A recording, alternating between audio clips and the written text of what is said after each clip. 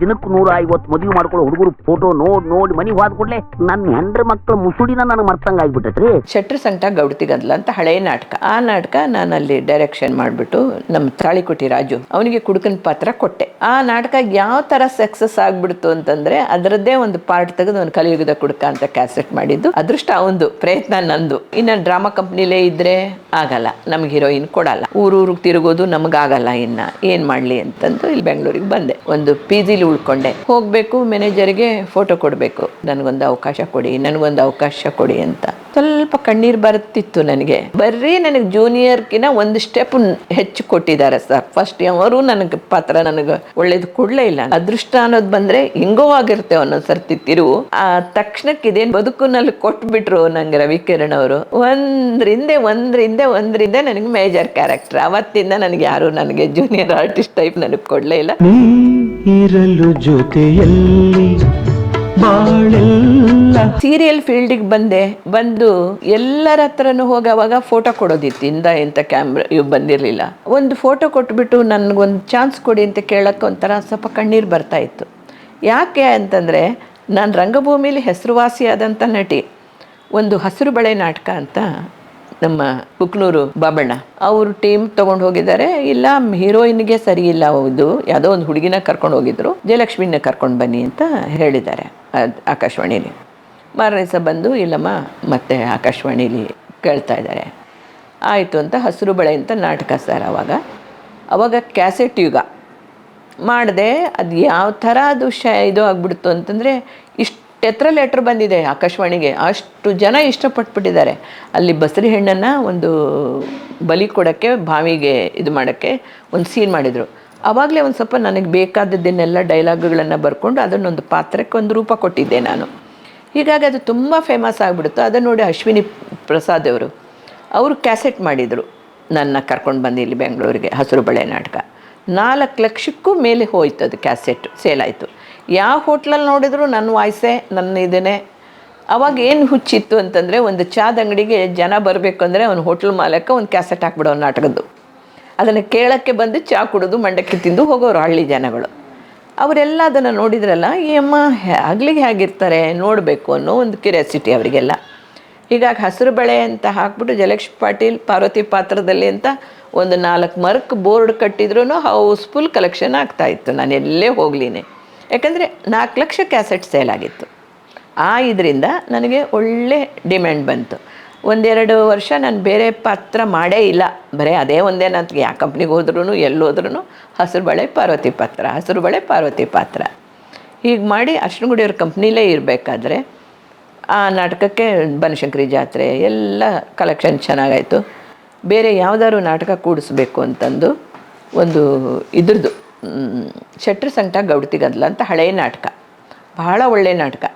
ಆ ನಾಟಕ ನಾನು ಅಲ್ಲಿ ಡೈರೆಕ್ಷನ್ ಮಾಡಿಬಿಟ್ಟು ನಮ್ಮ ತಾಳಿಕೋಟಿ ರಾಜು ಅವನಿಗೆ ಕುಡುಕನ ಪಾತ್ರ ಕೊಟ್ಟೆ. ನಾನೇ ನನ್ನ ಡೈರೆಕ್ಷನ್ನಲ್ಲೇ ಆಗಿದ್ದದು. ಅದೃಷ್ಟ ಅವಂದು, ಪ್ರಯತ್ನ ನಂದು. ಆ ನಾಟಕ ಯಾವ ಥರ ಸಕ್ಸಸ್ ಆಗಿಬಿಡ್ತು ಅಂತಂದರೆ ಅದರದ್ದೇ ಒಂದು ಪಾರ್ಟ್ ತೆಗೆದು ಒಂದು ಕಲಿಯುಗದ ಕುಡುಕ ಅಂತ ಕ್ಯಾಸೆಟ್ ಮಾಡಿದ್ದು. ಅದರಿಂದ ರಾಜು ತಾಳಿಕೋಟೆ ಇವತ್ತಿಗೂ ಅವನು ನನಗೊಂದು ನನ್ನ ಒಡ ಹುಟ್ಟಿದ ತಮ್ಮನಿಗಿಂತ ಅವನು ಹೆಚ್ಚು ನನ್ನ ಅಷ್ಟೇ ಪ್ರೀತಿಯಿಂದ ಈ ಕ್ಷಣಕ್ಕೂ ಅವನು ಹಾಗೆ ನೋಡ್ತಾನೆ ನನ್ನ. ನಮ್ಮ ಊರು ಆಣಿ ಮಾಡಿ ಹೇಳ್ತೀನಿ ರೀ, ನಾ ನಾಯಿ ಮರವಲ್ಲ, ಕುಕ್ಕದನಿ ಅಡಿಗೆ ಬಟ್ಟ. ಕಲಿಯುಗ ಕುಡುಕ ಮೊದಲು ಪಾತ್ರ ಸೃಷ್ಟಿ ಮಾಡಿದ್ ನೀವು? ಹೌದು, ಅಲ್ಲ ಸೃಷ್ಟಿ ಮಾಡಿದ್ದ ಅವನಿಗೆ ಪಾತ್ರ ಕೊಟ್ಟಿದ್ದು ನಾನು.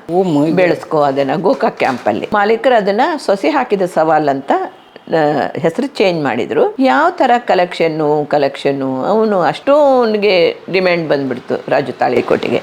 ಅದರದೇ ತೆಗೆದು ಕಲಿಯುಗದ ಕುಡುಕ, ಅದೆಷ್ಟೇ ಕಾಮಿಡಿ ತೆಗೆದು ಮಾಡಿರೋದು. ಅದನ್ನು ಸೊಸೆ ಹಾಕಿದ ಸವಾಲ್ ನಾಟಕದ ಒಂದು ದೃಶ್ಯ ಅದ್ರ ಭಾಗ ಅದು. ಅವನ ಕ್ಯಾಸೆಟ್ ಒಂದು 14 ಲಕ್ಷದ ಮೇಲೆ ಕ್ಯಾಸೆಟ್ ಸೇಲ್ಸ್ ಆಗಿದೆ. ಆ ಕ್ಯಾಸೆಟಿಂದನೇ ಅವನಿಗೆ ತುಂಬ ಹೆಸರು ಬಂದಿದ್ದು. ಅದನ್ನು ನಂದೇ ಡೈರೆಕ್ಷನ್. ಯಾವ್ದು ಕಂಡೆನ್ಸರ್ ವೀಕ್ ಆಗಿರ್ಬೇಕು ಒಂದು, ಇಲ್ಲ ಡಬಲ್ IC ಏನಾರ ಫೇಲ್ ಆಗ್ಯಾವನಂತ ಸ್ವಲ್ಪ ಸಂಶಯ ಬರಗದ. ಸೀರಿಯಲ್ಗೆ ಹೇಗೆ ಬಂದು ಸ್ವಲ್ಪ ವಯಸ್ಸಾದಾಗೆ ನಾನು ಹೀರೋಯಿನ್ ಮಾಡಿದ್ದೀನಿ. ನನ್ನ ವಯಸ್ಸಿಗೆ ಮಿಕ್ಕಿ ನಾನು ಹೀರೋಯಿನ್ ಮಾಡಿದ್ದೀನಿ. ಜನ ಒಪ್ಪಿದ್ದಾರೆ, ಇಲ್ಲ ಅಂತಲ್ಲ.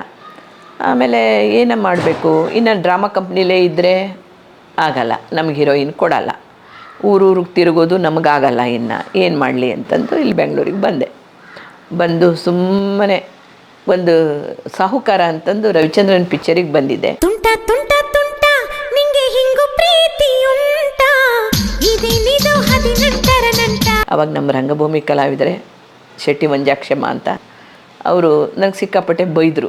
ಏನು ಇಷ್ಟು ರೂಪಾಯಿ ಇಟ್ಕೊಂಡಿದ್ರಿ, ಟ್ಯಾಲೆಂಟ್ ಇಟ್ಕೊಂಡಿದ್ದೀರಿ, ಇಲ್ಲಿ ಬರಬೇಕು, ಕೇಳಬೇಕು, ಅವಕಾಶ ಕೊಡಿ ಅಂತ ಅನ್ಬೇಕು, ಬರ್ತದೆ ಎಲ್ಲರೂ, ಆಮೇಲೆ ರಿಕಗ್ನೈಸ್ ಆದಮೇಲೆ ಎಲ್ಲರೂ ಕರೀತಾರೆ, ನೀವು ಅಲ್ಲೇ ಮೂಲೆಯಲ್ಲಿ ಕೂತ್ಕೊಂಡ್ರೆ ಹಾಗೆ ಹಾಗೆ ಹೇಗೆ ಅಂತ. ಏನಪ್ಪ ನಾನು ಊಟ ಮಾಡಿ ಇವ್ರ ಹತ್ರ ಬಯಸ್ಕೊಳ್ಳೋದಲ್ಲ ಅಂತ ಮೊದಲಿಗೆ ಅನ್ನಿಸ್ತು. ಆಮೇಲೆ ಅವ್ರು ಹೇಳೋದ್ರಲ್ಲಿ ಹೇಳೋದ್ರಲ್ಲೂ ಒಂದು ಸತ್ಯ ಇರುತ್ತೆ, ಒಂದೊಂದು ಸರ್ತಿ ಒಬ್ಬರು.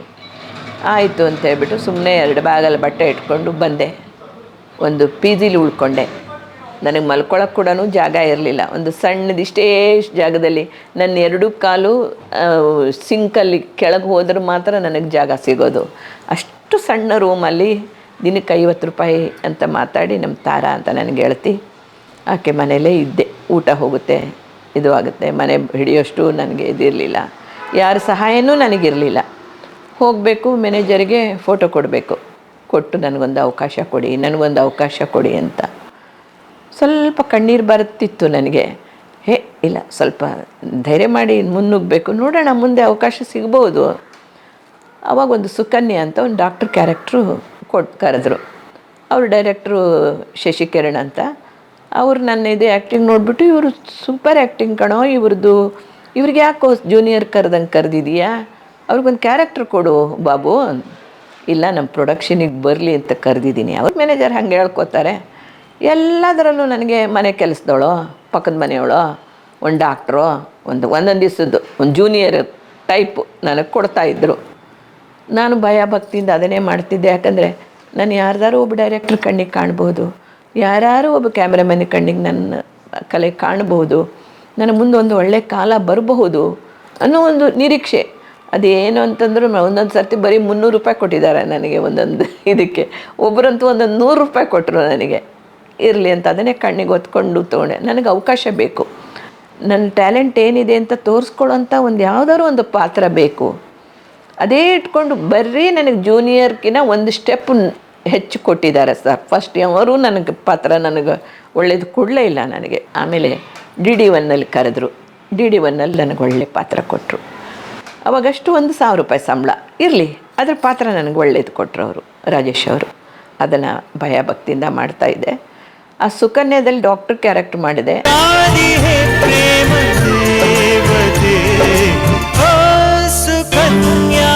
ಅದೃಷ್ಟ ಅನ್ನೋದು ಬಂದರೆ ಹಿಂಗೋ ಆಗಿರುತ್ತೆ ಒಂದೊಂದು ಸರ್ತಿ ತಿರುವು. ರವಿ ಕಿರಣ್ ಅವರು ಅವತ್ತು ಎಡಿಟಿಂಗ್ ಕೂತಿದ್ದಾರೆ. ನನ್ನ ಸೀನ್ಗಳನ್ನು ನೋಡಿದ್ದಾರೆ. ಇವರು ಯಾರೋ ಹೊಸ ಆರ್ಟಿಸ್ಟು, ಇಲ್ಲ ಯಾರೋ ರಂಗಭೂಮಿಯವರಂತೆ ಬಂದಿದ್ದಾರೆ, ಹೊಸದಾಗಿ ಚಾನ್ಸ್ ಕೊಡಿ ಅಂದರು. ಅದಕ್ಕೆ ಡಾಕ್ಟರ್ ಕ್ಯಾರೆಕ್ಟರ್ ಕೊಟ್ಟಿಸಿದೆ ಅಂತ ಅವ್ನ ಮ್ಯಾನೇಜರ್ ಹೇಳಿದ್ದಾನೆ.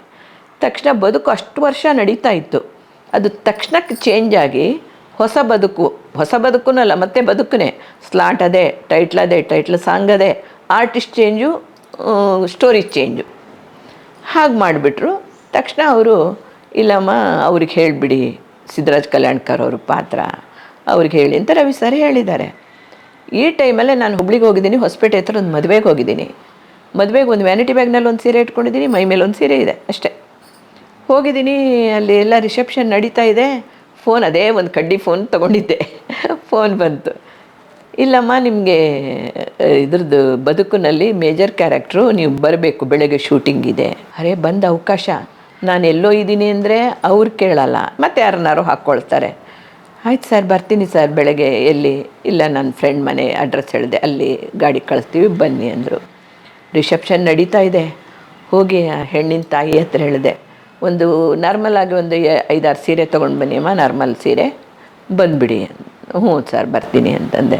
ಹೋಗಿ ಪ್ಲೀಸ್, ನನಗೆ ಒಂದು ಸೀರಿಯಲ್ ಬಂದಿದೆ, ನನಗೊಂದು 5-6 ಆರ್ಡಿನರಿ ಸೀರೆ ಕೊಡಿ. ಅಯ್ಯೋ ಜಯಲಕ್ಷ್ಮಿ, ನೀವು ಕೇಳ್ತೀರ, ರೇಷ್ಮೆ ಸೀರೆನೇ ತೊಗೊಂಡೋಗ್ರಿ ಅಂತ ಅವರು. ರೇಷ್ಮೆ ಸೀರೆ ಬೇಡ, ಒಂದು 5-6 ಸೀರೆ ನನಗೆ ಕಾಟನ್ ಸೀರೆಗಳನ್ನ ಕೊಡಿ. ಆಯಿತು, ಮನೆಗೆ ಹೋಗಿ ನೀವು ಬೀಗ ಕೊಡ್ತೀನಿ ತೊಗೊಳ್ಳಿ. ಆಯಮ್ಮ ತುಂಬ ದಪ್ಪ, ನನ್ನ ತೋಳು ಸಣ್ಣ. ಮತ್ತು ಅಂಗಡಿಗೆ ಹೋದೆ, ಒಂದು ಸೂಜಿ ದಾರ ತೊಗೊಂಡು ಅವ್ರ ಮನೆಗೆ ಹೋಗಿ ನನಗೆ ಬೇಕಾದಂಥ ಸೀರೆ ತೊಗೊಂಡು, ಬ್ಲೌಸ್ ತೊಗೊಂಡು, ಅದನ್ನೆಲ್ಲ ಇದು ಹಿಡ್ಕೊಂಡು, ಮತ್ತು ಅವ್ರ ಪಾಪ ರಿಸೆಪ್ಷನ್ ನಡೀತಾ ಇದೆ. ನನ್ನ ಬದುಕು ನಾನು ರೂಪಿಸ್ಕೋಬೇಕಲ್ಲ. ಇಲ್ಲ, ನೀವು ಸಾರಿ, ತಪ್ಪು ತಿಳ್ಕೊಬೇಡಿ, ಬಂದಿದ್ದೆ ನಾನು ಮದುವೆಗೆ, ಇದರಲ್ಲಿ ನಾನು ಹೋಗ್ತಾ ಇದ್ದೀನಿ ಅಂತ ಅವ್ರಿಗೆ ಹೇಳಿಬಿಟ್ಟು, ಆ ಊರಿಂದ, ಹಳ್ಳಿಯಿಂದ ಹೊಸಪೇಟೆಗೆ ಬಂದು, ಹೊಸಪೇಟೆಯಿಂದ ಬಸ್ ಹಿಡಿದು ಬೆಂಗಳೂರಿಗೆ ಬಂದು ಫಸ್ಟ್ ಸೀನಿಗೆ ನಿಂತೆ ನೋಡಿ. ಅಲ್ಲಿಗೆ ಯಾವುದರಲ್ಲಿ ನನ್ನ ಜೂನಿಯರ್ ಆರ್ಟಿಸ್ಟ್ ಟೈಪ್ ನನಗೆ ಕೊಟ್ಟಿದ್ರೋ ವಾತ್ಸಲ್ಯ, ಕಾದಂಬರಿ, ಇವೆಲ್ಲದರಲ್ಲೂ ನಾನು ಜೂನಿಯರ್ ಆರ್ಟಿಸ್ಟ್ ಆಗೇ ಮಾಡಿದವಳು. ಆ ತಕ್ಷಣಕ್ಕೆ ಇದೇನು ಬದುಕಿನಲ್ಲಿ ಕೊಟ್ಬಿಟ್ರು ನಂಗೆ ರವಿಕಿರಣ್ ಅವರು. ಅವ್ರು ನಿಜವಾಗ್ಲೂ ಅವ್ರದ್ದೊಂದು ಫೋಟೋ ಇಟ್ಕೊಂಡಿರ್ತೀನಿ ನಾನು. ಬೆಳಗ್ಗೆದ್ದು ಅವ್ರ ಮುಖ ನೋಡಬೇಕು, ನಾನು ಅವ್ರ ಮುಖ ನೋಡೇ ಹೇಳ್ತೀನಿ ನಾನು.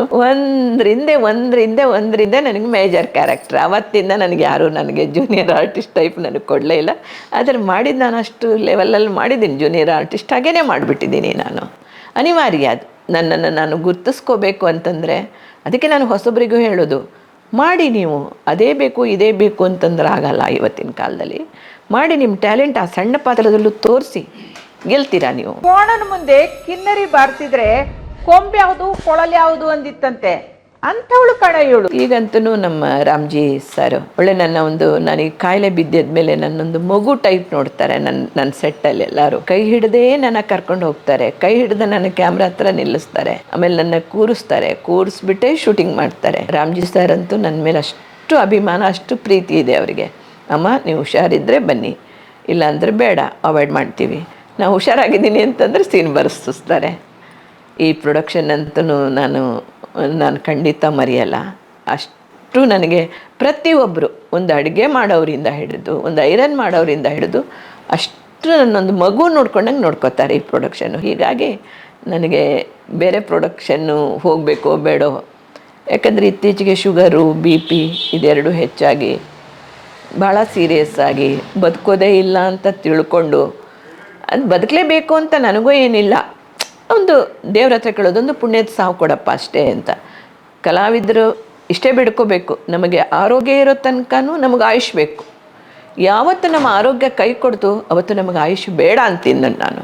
ಯಾಕಂದರೆ ಅನುಭವಿಸಿದ್ದೀವಲ್ಲ ಬದುಕನ್ನು, ಇನ್ನೂ ಯಾಕೆ ಹಾಗೆ ಅಂದ್ಕೊಂಡು ಸುಸೈಡ್ ಮಾಡ್ಕೋಬಾರ್ದು. ಮಾಡ್ಕೊಳ್ಳಲ್ಲ, ನಾನು ಎಂತೆಂಥ ಕಷ್ಟಗಳನ್ನು ಎದುರಿಸಿದ್ದೀನಿ, ಮಾಡ್ಕೊಳ್ಳಲ್ಲ. ಆದರೆ ದೇವ್ರ ಹತ್ರ ಕೇಳ್ಕೊಳ್ಳೋದು ನಮಗೊಂದು ಒಳ್ಳೆ ಪುಣ್ಯದ ಸಾವು ಕೊಡಪ್ಪ ಅಂತಂದು. ಸ್ವಲ್ಪ ಏನೋ ಕಿಡ್ನಿ ಎಫೆಕ್ಟು, 1 ಲೀಟ್ರ್ ನೀರು ಕುಡಿ ಅಂತ ಹೇಳ್ತಾರೆ. 1 ಲೀಟ್ರ್ 16 ಮಾತ್ರೆಗೆ 1 ಲೀಟ್ರ್ ನೀರು ಸಾಕಾ ಸರ್? ಇಲ್ಲ, ಒಂದೊಂದು ಗುಟ್ಟಕ್ಕೆ ಅಂತಂದ್ರೂ ಅರ್ಧ ಲೀಟ್ರ್ ಅದಕ್ಕೆ ಬೇಕಾಗತ್ತೆ. 16 ಮಾತ್ರೆ ನುಂಗ್ತಾ ಇದ್ದೀನಿ. ಆದರೆ ಬದುಕಿನಲ್ಲಿ ಉತ್ಸಾಹ ನಾನು ಕಳ್ಕೊಳ್ಳೋದೂ ಇಲ್ಲ. ನಾನು ಒಂಥರ ತುಂಬ ಜೀವನ್ಮುಖಿ. ಇವತ್ತಿವ ಹೋಗಿ ಕ್ಯಾಮ್ರಾ ಮುಂದೆ ನೀನು ಮಾಡು ಅಂತಂದ್ರೆ ಅದು 10 ಸೀನ್ ಆಗಲಿ ನನಗೆ ಬೇಜಾರೇ ಆಗಲ್ಲ. ಆಮೇಲೆ ಪ್ರತಿಯೊಬ್ಬರು ಇವತ್ತು ನೋಡ್ತೀನಿ ಎಂತೆಂಥ ಯಂಗ್ ಸ್ಟಾರ್ಗಳು ಡೈರೆಕ್ಟ್ರ್ ಬಂದಿದ್ದಾರೆ, ಅವರಿಗೆಲ್ಲ ನಾನು ಗುರುದೇವೋ ನಮಃ ಅಂತ ಕೈ ಮುಗಿದೆ, ಕ್ಯಾಮ್ರಾಮನ್ ಕೈ ಮುಗಿದು, ಡೈರೆಕ್ಟ್ರಿಗೆ ಕೈ ಮುಗಿದೆ ನಾನು ಕ್ಯಾಮ್ರಾ ಮುಂದೆ ನಿಲ್ತೀನಿ. ಯಾಕೆ ಹೇಳಿ, ಅವ್ರ ಕ್ಯಾಮ್ರಾ ಹಿಂದೆ ನಿಂತು ನಮ್ಮನ್ನು ಕೋಟ್ಯಾಂತರ ಜನಕ್ಕೆ ರೀಚ್ ಮಾಡಿಸ್ತಾರೆ ಅವರು. ನಾವು ಒಂದು ಶೈನ್ ಆಗಬೇಕಂದ್ರೆ ಅವರಿಬ್ಬರು ಬಹಳ ಮೇನ್ ಮುಖ್ಯ, ಡೈರೆಕ್ಟ್ರು ಕ್ಯಾಮ್ರಾಮೆನ್ನು. ನಾವೊಂದು ಸಂದರ್ಶನದಲ್ಲಿ ಹೇಳಿದೆ, ಅವ್ರಿಗೆ ಆಶ್ಚರ್ಯ ಆಯಿತು. ಪ್ರತಿಯೊಬ್ಬ ಮನುಷ್ಯನಿಗೂ ಬ್ರಹ್ಮ ಒಬ್ಬರಿರ್ತಾರೆ, ಯಾರು ಹಣೆ ಬರ ಬರ್ದವನು. ಕಲಾವಿದರಿಗೆ ಮಾತ್ರ ಇಬ್ಬರು ಇರ್ತಾರೆ. ಯಾರು ಅಂದರೆ ಒಬ್ಬ ಹಣೆ ಬರ ಬರ್ದವನು, ಇನ್ನೊಬ್ಬರು ಡೈರೆಕ್ಟ್ರು. ನನ್ನ ಅನಿಸಿಕೆ ಅಭಿಪ್ರಾಯ. ಅಯ್ಯೋ ಅಲ್ವಾ? ಹೌದು. ಯಾಕಂದರೆ ನಮ್ಮನ್ನು ಇದು ಮಾಡಿ, ಈಗ ನೋಡಿ ರಾಮಾಚಾರಿ, ನಾನು ಎಲ್ಲಿ ಒಂದು ದೇವಸ್ಥಾನಕ್ಕೆ ಹೋಗಲಿ, ಅರ್ಚಕರು ಇರ್ಬೋದು, ಇನ್ನೊಬ್ರು ಇರ್ಬೋದು, ಎಷ್ಟು ನನ್ನ ಪ್ರೀತಿಯಿಂದ ಕಾಣ್ತಾರೆ, ಎಲ್ಲ ಮಾಡ್ತಾರೆ. ನಮಗೆ ಇನ್ನೊಂದು ಪುನರ್ಜನ್ಮ ಕೊಡ್ತಾರಲ್ಲ ಡೈರೆಕ್ಟ್ರು, ಕ್ಯಾಮ್ರಾಮನ್ನೇ ನಮಗೆ. ಆ ಲೈಟ್ ಹುಡುಗರು, ಅವ್ರಿಗೆಲ್ಲರಿಗೂ ನಮಸ್ಕಾರ ಮಾಡಿಯೇ ನಾವು ಕ್ಯಾಮ್ರಾ ಮುಂದೆ ನಿಲ್ಲಬೇಕು.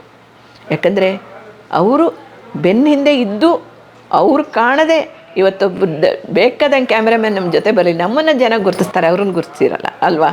ಅವ್ರು ಹಿಂದೆ ನಿಂತ್ಕೊಂಡು ನಮ್ಮನ್ನು ಇಷ್ಟು ಕೋಟ್ಯಾಂತರ ಜನಕ್ಕೆ ರೀಚ್ ಮಾಡ್ತಾರಲ್ಲ, ಅವರನ್ನು ನಾವು ಯಾವಾಗಲೂ ನೆನೆಸ್ಬೇಕು, ಗೌರವ ಕೊಡಬೇಕು, ಅವ್ರನ್ನ ನಾವು ತುಂಬ ಪ್ರೀತಿ ಮಾಡಬೇಕು. ಅವ್ರು ಚಿಕ್ಕವರಿರಲಿ ದೊಡ್ಡವರಿರಲಿ, ಸ್ಥಾನನೇ. ನಾನು ಅಂದರೆ ನೀನು ಅಂದರೆ ನಿರೂಪ. ಮಗ ಏನು ಮಾಡ್ತಾರೆ ಈಗ? ಮಗ ಕಂಪ್ಯೂಟರ್ ಫೀಲ್ಡಲ್ಲಿದ್ದಾರೆ, ಬೆಂಗಳೂರು, ಹುಬ್ಳಿಲಿದ್ದಾರೆ. ಮಗ ಸೊಸೆ, ನನಗೆ ಮೊಮ್ಮಗಳಿದ್ದಾಳೆ. ಮೊಮ್ಮಗಳು ಇಲ್ಲೇ ನನಗೆ ಕಾಲೇಜು, ಗೌರ್ಮೆಂಟ್ ಕಾಲೇಜಲ್ಲಿ ಓದಿದ್ಲು ಅವಳು. ಆಮೇಲೆ ಅವಳನ್ನು IAS ಮಾಡಬೇಕು ಅನ್ನೋದು ತುಂಬ ಅಭಿಲಾಷೆ ಇತ್ತು ನನಗೆ. ಒಂದು NGO ಕಂಪ್ನಿಯವರು ನನಗೆ ಹೆಲ್ಪ್ ಮಾಡಿದರು. ನಾನೊಂದು 20,000 ಹಾಕಿದೆ, ಅವರೊಂದು 60,000 ಹಾಕಿದ್ರು. ಬಾಬಾ ಇನ್ಸ್ಟಿಟ್ಯೂಟಿಗೆ ನಾನು ಅವಳನ್ನು ಸೇರಿಸಿದೆ. ಅಷ್ಟು ಬ್ರಿಲಿಯಂಟ್ ಇದ್ದಾಳೆ ಅವಳು ಅಂದ್ಕೊಂಡ್ರೆ ಕರೋನಾ ಬಂದುಬಿಡ್ತು. ಕರೋನಾ ಎಷ್ಟೋ ಜನರ ಜೀವನನೂ ಹಾಳು ಮಾಡಿತು, ಎಷ್ಟೋ ಜನರ ಜೀವನನೂ ಉದ್ಧಾರನೂ ಮಾಡಿದೆ. ಆದರೆ ನಮ್ಗೆ ಸ್ವಲ್ಪ ಏಟಾಯ್ತದು. ಕೊನೆಗೆ ಅವಳಂದು ಇಲ್ಲ, ಗೌರ್ಮೆಂಟ್ ನೌಕರಿ ನಮ್ಗೆ ಹಂಗೆ ಅಂತ ಸಿಕ್ಕಲ್ಲ, ಅಷ್ಟು ನಮಗೆ ಲಂಚ ಗಿಂಚ ಕೊಡೋಕ್ಕೂ ಆಗಲ್ಲ, ನಾ ಪ್ರಯತ್ನ ಮಾಡ್ತೀನಿ ಅಂದ್ಬಿಟ್ಟು IBPS ಬ್ಯಾಂಕ್ ಎಕ್ಸಾಮ್ಗಳು ಕಟ್ಕೊಂಡ್ಳು. 3 ತಿಂಗಳಿಗೆ ಎಕ್ಸಾಮ್ ಬಂತು, ಪಾಸ್ ಆಗಿಬಿಟ್ಲ ಅದರಲ್ಲಿ. ಹೈದ್ರಾಬಾದಿಗೆ ಕರೆದ್ರು. ಇವಾಗ ಸೆಂಟ್ರಲ್ ಬ್ಯಾಂಕ್ ಆಫ್ ಇಂಡಿಯಾಕ್ಕೆ ಕ್ಯಾಶಿಯರು. ಫುಲ್ ಕ್ಯಾಶು, ಕೈ ತುಂಬ ಕ್ಯಾಶು. ಅಯ್ಯೋ, ಪೈಸಾ 1 ರೂಪಾಯಿಗೂ ಲೆಕ್ಕ ಇಟ್ಟಿರ್ತಾರೆ ಅವರು. ಹೀಗಾಗಿ ಅವಳದು ಸ್ವಲ್ಪ ಸೆಟ್ಲ್ ಆದಂಗೆ. ನಾವು ಅತಿ ಆಸೆ ಇಲ್ಲ, ಅಂದರೆ ಒಂದು ಮಟ್ಟಕ್ಕೆ ಹೋಗಬೇಕಲ್ಲ, ಹೋಗ್ತಾಳೆ ಅವಳು ಪ್ರಯತ್ನವಾದಿ. ಆಮೇಲೆ ವಾಗ್ಮಿ ಇದ್ದಾಳೆ, ಒಳ್ಳೆ ನಟಿ ಆಗ್ತಾಳೆ ನಾ ತಿಳ್ಕೊಂಡೆ. ಆಮೇಲೆ ಅವಳಿಗೆ ಅದು ಈ ಫೀಲ್ಡ್ ಇಷ್ಟ ಆಗಲಿಲ್ಲ, ಬೇಡ ಅಂತ. ಮೊಮ್ಮಗ ಇದ್ದಾನೆ, ಅವನು ಬ್ರಿಲಿಯಂಟು, ಅವನಿಗೂ ಗೌರ್ಮೆಂಟ್ ಸೀಟ್ ಸಿಕ್ತು. BVB ಕಾಲೇಜಲ್ಲಿ ಇಂಜಿನಿಯರಿಂಗ್ ಓದ್ತಾ ಇದ್ದಾನೆ, 2ನೇ ವರ್ಷದ ಇಂಜಿನಿಯರಿಂಗ್. ಅದೊಂದು 2 ವರ್ಷ ಇದ್ದರೆ ಅವನದು ಮುಗೀತು. 70 ವರ್ಷದ ಪಯಣ. ಹಾಂ, 70 ವರ್ಷ. ನಿಮಗೂ 70 ವರ್ಷ, ಕಲೆಗೂ 70 ವರ್ಷ. ಹಾಂ, ಖಂಡಿತ. ಯಾಕಂದರೆ 5 ವರ್ಷ, 10 ವರ್ಷ, 20 ವರ್ಷಕ್ಕೆ ಬಂದಿರ್ತಾರೆ. ನಾನಾಗಲ್ಲ, ನಾನು 3 ತಿಂಗಳಲ್ಲೇ ಬಂದವಳು. ನನಗೆ ಎಷ್ಟು ವರ್ಷ ಆಗಿದೆ ಅಷ್ಟು ವರ್ಷ ಸರ್ವಿಸೇ ಆಗಿದೆ.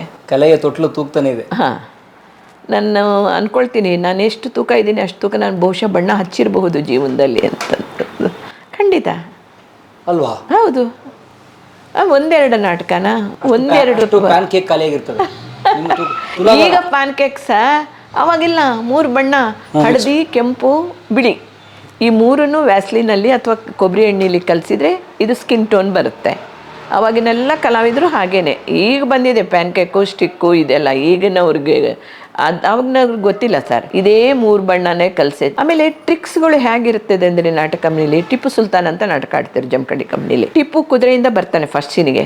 ಕುದುರೆಯಿಂದ ಬಂದರೆ ಅವ್ರ ಕಲ್ಪನೆ ಏನು, ಒಂದು ಮರದ ಪೆಟ್ಟಿಗೆಗೆ ತೆಂಗಿನ ತೆಂಗಿನ ಚಿಪ್ ಇರುತ್ತಲ್ರಿ, ಅದನ್ನು ಹಿಂಗೆ ಮೈಕಿಟ್ಟು ಬಾರಿಸೋನು. ಅಂದರೆ ಕುದುರೆ ಶಬ್ದ ಬರುತ್ತೆ ಅದರೊಳಗೆ. ಬಂದು 1 ಟಕ್ ಟಕ್ ಅಂದರೆ ಕುದುರೆ ನಿಲ್ತು. ಜನಕ್ಕೆ ಕುದುರೆ ಫೀಲಿಂಗ್ ಮನಸ್ಸಿಗೆ ಬರಬೇಕಲ್ಲ. ಕುದುರೆ ಮೇಲೆ ಬಂದ ಅವ, ಸೈಡ್ ವಿಂಗ್ಸಿಂದ ಬರ್ತಾನೆ ಟಿಪ್ಪು. ಜನರ ಮನಸ್ಸಲ್ಲಿ ಕುದುರೆ ಮೇಲೆ ಓಡ್ಕೊಂಡು ಬರ್ತಾ ಇದ್ದಾನೆ ಅಂತ ಅನ್ನೋ ಭಾವನೆನ ರೂಪಿಸ್ತಾ ಇದ್ರು. ಈ ಥರ ಎಲ್ಲ ಮಳೆ ಸೀನ್ಗಳು. ಮಳೆ ಸೀನ್ ಅಂದರೆ ಈ ಬಿಳಿ ಜರಿದು ಕಟ್ಟಿ ಒಂದು ಕರ್ಟನ್ ಟೈಪ್ ಮಾಡೋರು. ಅದಕ್ಕೆ ಲೈಟ್ ಪಕ್ಕ ಮಾಡಿ ಹಾಕಿದ್ರೆ ಅದು ಹೊರಗಿನ್ನು ಕುಂತವ್ರಿಗೆ ಮಳೆನೇ ಟೈಪ್ ಬಂತೇನೋ ಅನ್ನೋರ ಥರ ಈ ಥರ ಕಾಣೋದು. ರಂಗಭೂಮಿಲಿ ಇವೆಲ್ಲ ಟ್ರಿಕ್ಸ್ಗಳು ಗುಬ್ಬಿ ಕಂಪ್ನಿ. ಆಮೇಲೆ ಟ್ರಾಲಿ ಸಿಸ್ಟಮ್ಮು ಮಾಡಿದರು ಜಮಖಂಡಿ ಕಂಪ್ನಿನೂ ಕೂಡ.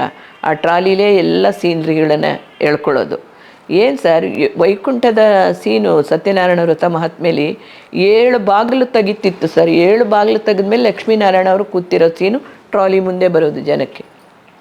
ಆವಾಗ ಅಭಿನಯಕ್ಕಿಂತ ಆ ಸೀನ್ರಿಗೆ ಕ್ಲಾಪ್ಸ್ ಹೊಡಿತಿದ್ರು ಜನ.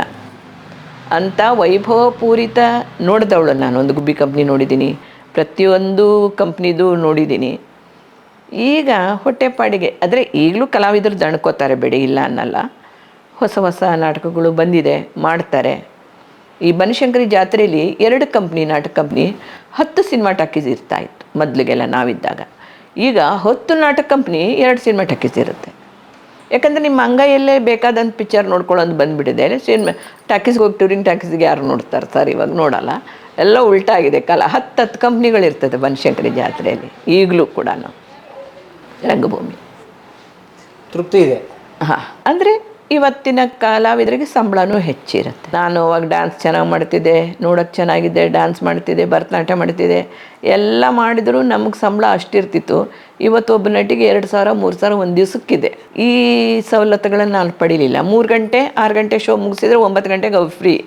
ನಾವು 9 ಗಂಟೆಗೆ ಹೋಗ್ಬಿಟ್ಟು 10:30 ನಾಟಕ ಶುರು ಅನ್ನೋಂಥ ನಮ್ಮದಿತ್ತು ಕಾಲ. ಎಷ್ಟು ಸರ್, ಜೀವನ ಪರ್ಯಂತರ ನಾವು ಹಾಗೆ ಮಾಡ್ಕೊಂಡು ಬಂದವರು. ನಮಗೆ ನಿದ್ದೆ ಅನ್ನೋದೇ ಗೊತ್ತಿಲ್ಲ. ನಮಗೆ ರಾತ್ರಿ ಅಡಿ ಎಚ್ಚರವಾಗಿ ಇರಬೇಕು. ಅಷ್ಟು ಕಷ್ಟ ಇವತ್ತಿನ ಕಲಾವಿದರು ಅನುಭವಿಸ್ತಾ ಇಲ್ಲ, ಸುಖ ಅನುಭವಿಸ್ತಾ ಇದ್ದಾರೆ. ಆಮೇಲೆ ಅವಾಗ ನಾವು ಮಾಲೀಕರುಗಳಿಗೆ ಹೆದರ್ತಾ ಇದ್ವಿ, ಈಗ ಕಲಾವಿದರಿಗೆ ಮಾಲೀಕರು ಹೆದರ್ಬೇಕು. ಹಾಗಿದೆ. ಈ ಮನೇಲಿ ನಾನಿದ್ರೆ ನಾನು ಸತ್ಯ ಹೋಗ್ತೀನಿ ಅನ್ನೋ ಭಾವನೆ ಅವಳಿಗೆ ಬರಬೇಕು. ನಾನು ಓದಿನ ಬಗ್ಗೆ ನಿಮಗೆಲ್ಲ ಹೇಳಿದ್ದೀನಿ, 1ನೇ ಕ್ಲಾಸ್ ಪಾಸ್ ಆದ ಸರ್ಟಿಫಿಕೇಟ್ ಇಲ್ಲ ಅಂತ. ಆದರೆ ಓದುವ ಹವ್ಯಾಸ ಏನಿದೆನಾ ಅದನ್ನು ತುಂಬ ಚೆನ್ನಾಗಿ ಬೆಳೆಸ್ಕೊಂಡೆ. ನಾನು ಎಲ್ಲಿಂದ ಶುರು ಮಾಡಿದ್ದು ಅಂದರೆ ಚಂದಮಾಮ ಬಾಲಮಿತ್ರ ಅಂತ ಅವಾಗ ಬರ್ತಾಯಿತ್ತು ನಮ್ಮ ಕಾಲಕ್ಕೆ. ಚಂದಮಾಮದಿಂದನೇ ಓದು ಕಲ್ತವಳು ನಾನು.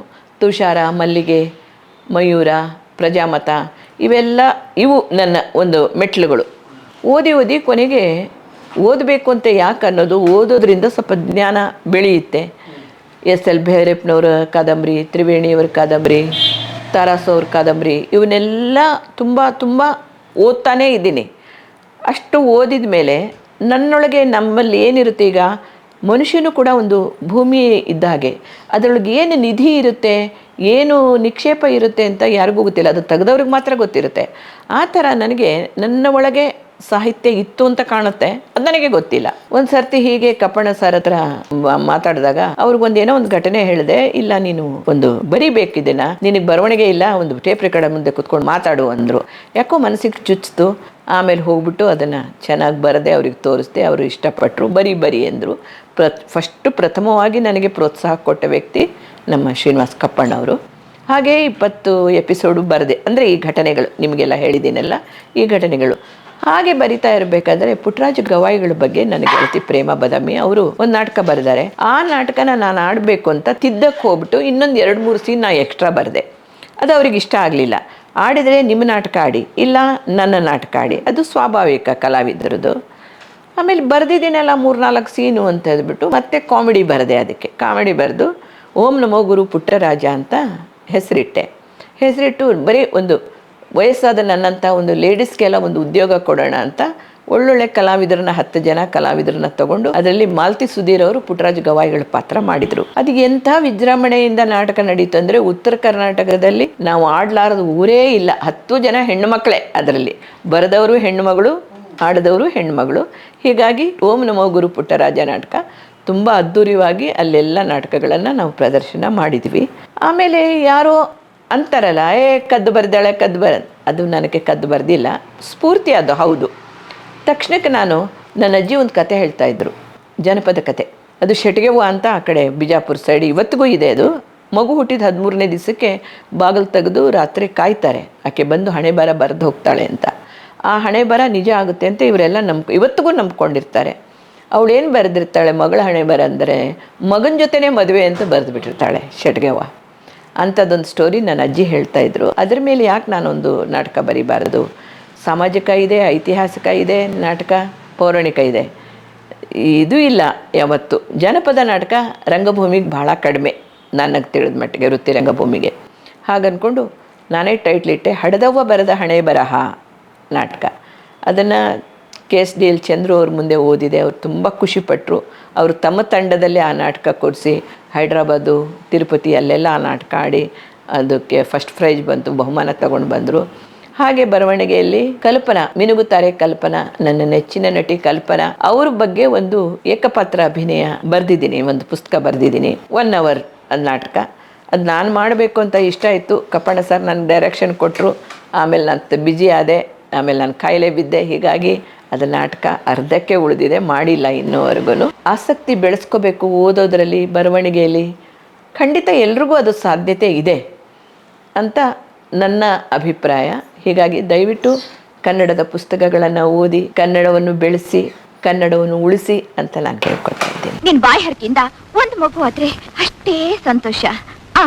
ನಿನ್ ಮಿಷನ್ ಇಲ್ಲೇ ಇಟ್ಕೊ. ಈಗ ಒಂದು ಸುಮಾರು 2.5-3 ಗಂಟೆ ಅಮ್ಮನ ಬದುಕಿದೆಯಲ್ಲ, 70 ವರ್ಷಗಳ ಅವರ ಜೀವನದ ಬದುಕಲ್ಲ. ಅಂತ ಹೇಳಿಬಿಡಿ, ಹೇಳ್ಬಾರ್ದು 71 ತಮಾಷೆ ಮಾಡ್ತಾರೆ. ಇಲ್ಲ, ಅಮ್ಮನ 70 ವರ್ಷದ ಬದುಕು ಅಷ್ಟೇ ಅಲ್ಲ, 70 ವರ್ಷದ ಕಲೆಯ ಬದುಕು ಕೂಡ.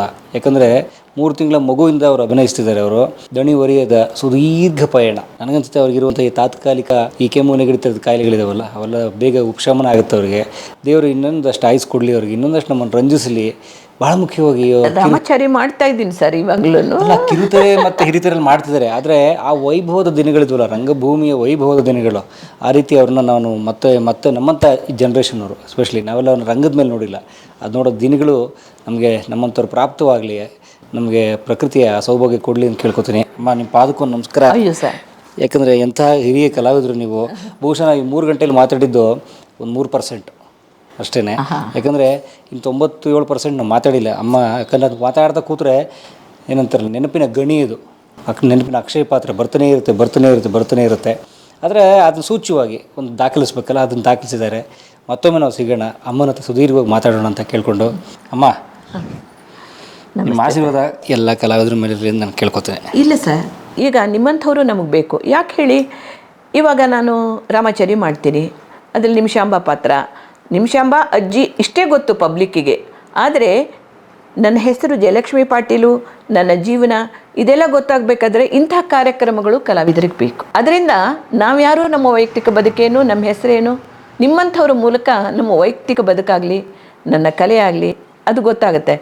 ಎಲ್ಲರಿಗೂ ಗೊತ್ತಿದೆ, ನಾನು ಹೊರಗೆ ಹೋದರೆ ಗೊತ್ತಾಗುತ್ತೆ, ಓ ರಾಮಾಚಾರಿ ಅಜ್ಜಿ ಇಷ್ಟೇ ಗೊತ್ತಿರುತ್ತೆ. ನಿಮ್ಮಂಥವರಿಂದ ನಮಗೂ ಒಂದು ಪ್ರಚಾರ ಸಿಗುತ್ತೆ. ನಮ್ಮ ಹೆಸರು ಒರಿಜಿನಲ್ ಏನು, ನಾವು ಯಾರು, ಅದನ್ನು ಸಮಾಜಕ್ಕೆ, ಜನಕ್ಕೆ, ಅಭಿಮಾನಿಗಳಿಗೆ ತಿಳಿಸ್ಕೊಡುವಂಥ ವ್ಯಕ್ತಿಗಳು ನೀವು ಸರ್. ನಿಮಗೂ ನನ್ನ ನಮಸ್ಕಾರ. ನೂರೊಂದು ನೆನಪು ಎದೆಯಾಳದಿಂದ ಹಾಡಾಗಿ ಬಂತು. ಕಲಾ ಮಾಧ್ಯಮದ ಎಲ್ಲಾ ಎಪಿಸೋಡುಗಳು ನಿಮಗೆ ಸಿಗಬೇಕು ಅಂತಂದ್ರೆ ಕಲಾ ಮಾಧ್ಯಮ ಯೂಟ್ಯೂಬ್ ಚಾನೆಲ್ನ ಸಬ್ಸ್ಕ್ರೈಬ್ ಮಾಡಿ, ಬೆಲ್ ಐಕಾನ್ನ ಕ್ಲಿಕ್ ಮಾಡಿ, ತಪ್ಪದೇ ಮಾಡಿ. ಸ್ನೇಹಿತರೆ, ಕಲಾ ಮಾಧ್ಯಮದ ಎಲ್ಲ ಸಂದರ್ಶನಗಳನ್ನು ನೀವೀಗ ಓದಬಹುದು. www.kalamadhyama.com ಈ ವೆಬ್ಸೈಟ್ಗೆ ವಿಸಿಟ್ ಮಾಡಿ, ಇಂಟರ್ವ್ಯೂಗಳನ್ನು ಓದಿ. ಓದುವ ಸಂಸ್ಕೃತಿ ಹೆಚ್ಚಾಗಲಿ. ಧನ್ಯವಾದ.